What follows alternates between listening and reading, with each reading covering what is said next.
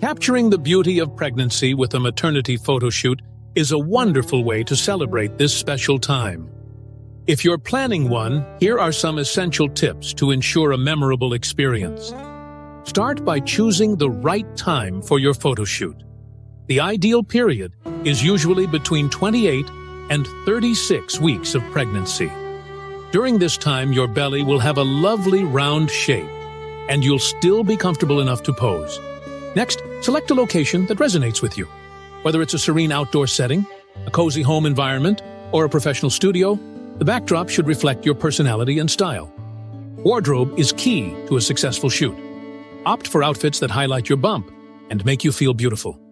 Flowing dresses, fitted tops, or even a simple, elegant gown can work wonders. Don't forget to consider colors and textures that complement the setting. Incorporate personal touches to make the shoot uniquely yours. Bring along ultrasound photos, baby shoes, or a special piece of jewelry. These elements can add depth and meaning to your images. Hiring a professional photographer can make a significant difference. Look for someone who specializes in maternity photography and whose style you admire. Their expertise will help you feel at ease and capture the best moments. Remember to relax and enjoy the process.